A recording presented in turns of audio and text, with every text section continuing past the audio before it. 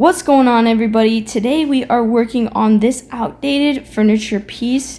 This piece comes with a dresser and two nightstands that is outdated and needs a fresh touch. If you guys are new here, my name is Natalie and I started flipping furniture with only $100 to start out with, and now I've made thousands of dollars in pure profit.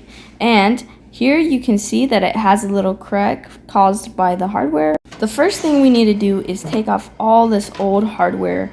I'm not going to keep this hardware for this piece. It is very outdated, but I am going to still keep them. And I just like to do is I like to put the screws still on and keep them all together. So here's the wood epoxy. I have an old one and I have a new one. Let's start off with the old one.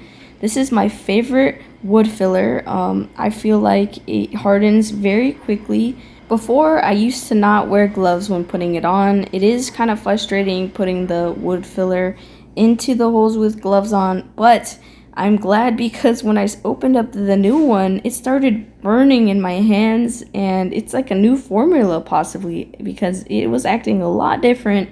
It was getting extremely hot in my hands, but not only that, it was starting to harden really quickly, and I was just not used to that.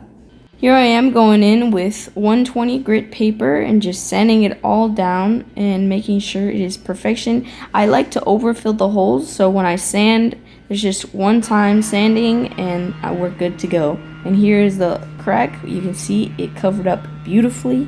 Now, hardware can be extremely expensive, so I'm going to go ahead and throw them in this bag and put how many there is and try to resell them.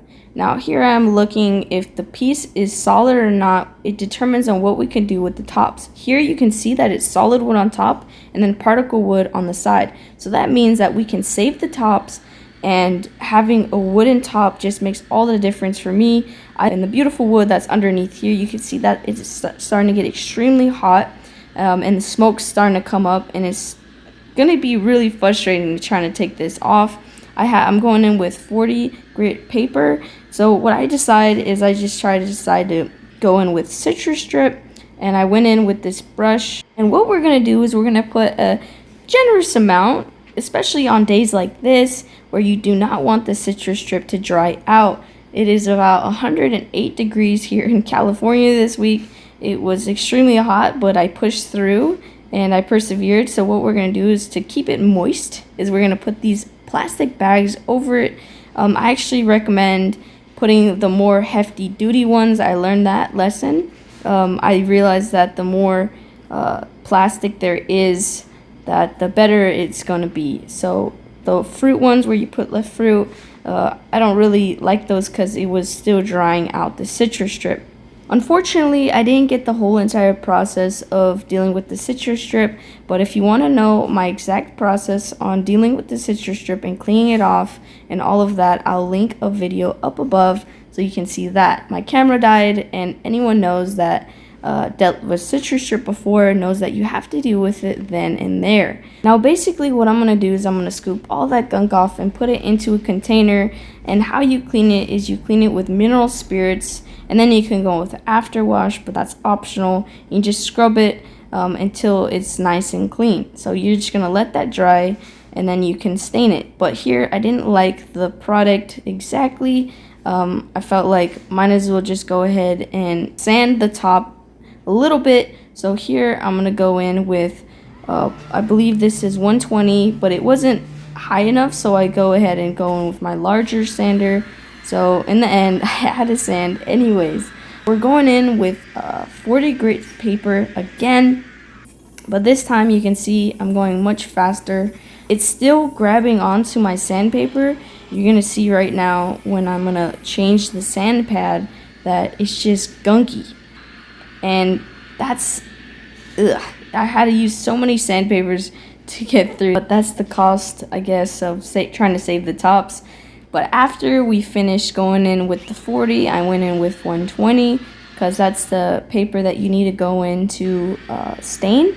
So we went in with all of them with 120, and then we just try to get all the rings out. And here I'm putting 3 layers of tape because when we spray, we don't want the overspray to hit the sides. It just looks kind of tacky, and I try my best to prevent it. Now here we're going in with walnut stain. The actual name is dark walnut, and it's my favorite stain. I just think it contrasts with darker colors very well, and all the colors that I enjoy painting, I just feel like it really brings out the color of the tops. You can just see here how beautiful that wood is after you putting that stain on, and how much it makes it pop. Since I'm going to be using my spray gun to spray this dresser set, I want to go ahead and protect my beautiful work of art and how long it took me to get here. We're going to go ahead and cover it up with some tape and some paper, and we're going to do the same thing for the nightstands as well. Now we're going to go in with some TSP and a rag, and after the TSP, we're going to go in with just water just to clean off all that chemicals. Now we're ready to spray. I'm just going to go ahead and open up these drawers a little bit so it can get some overspray in the little crevices, and we're going to go ahead and start spraying.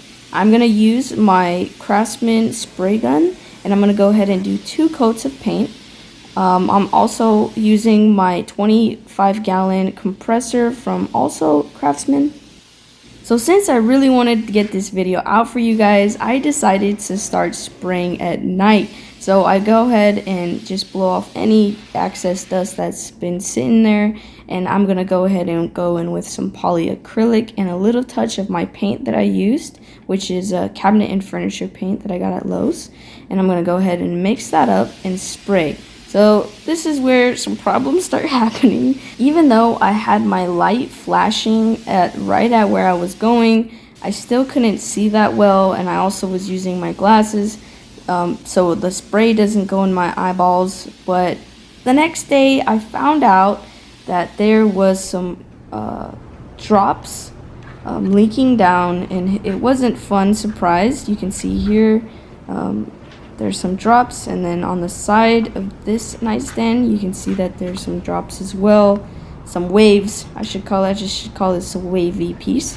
But I got really frustrated, so I was like, you know what, we're just gonna go ahead and distress this whole entire thing and give it a rustic look. Why not just go with the whole farmhouse look? The ends look like farmhouse, the whole design of the shape looks like farmhouse. I was like, you know what, it kind of goes with it.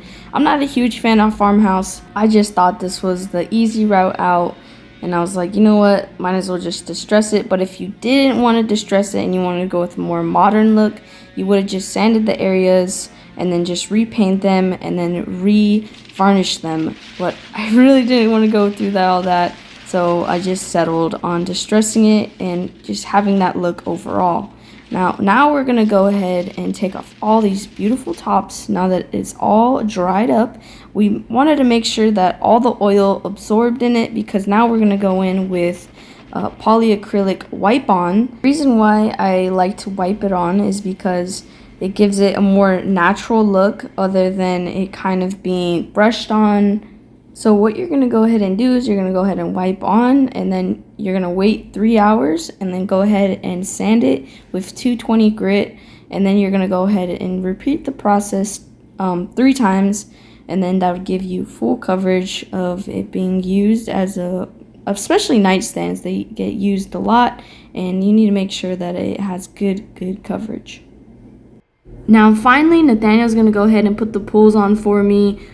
So basically he can see the holes from that were there previously, so he just kind of looks for it and just drills it in that way, even though he's measuring to make sure.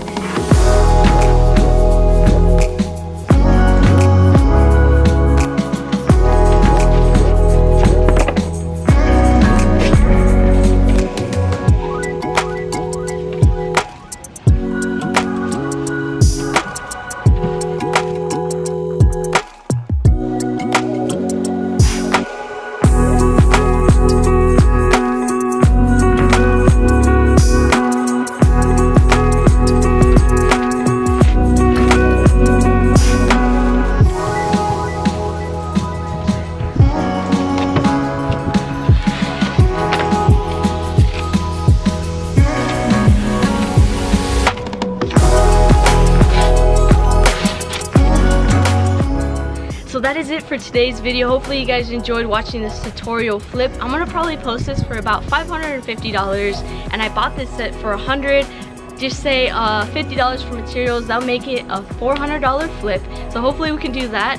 But to update you guys on what has sold in my previous videos, this has sold, this TV stand. I sold it for $100. I originally got it for free on the side of the road, and then I fixed it up. I put some materials into it, and let's just call it an $80 flip. Not too much, but better than nothing. And we also flipped this free cabinet that Nathaniel got, and we flipped that for $75, and we put some paint, not too much materials. So we made a profit of $60 on that flip, and honestly it's been kind of slow on the Facebook marketplace, but hopefully we can start selling some stuff. So sorry I didn't post a video last week. I just really needed to take a break from painting furniture. It's been extremely hot outside. It's been in 108 all week, and I've been focusing a lot on my painting and painting my mural, and I'll post a little video of what it looks like right now. I know you guys, some of you guys were curious that don't have Instagram. That's what it's looking like right now, and till next week guys, I'll see you guys on the next one. Stay flippy.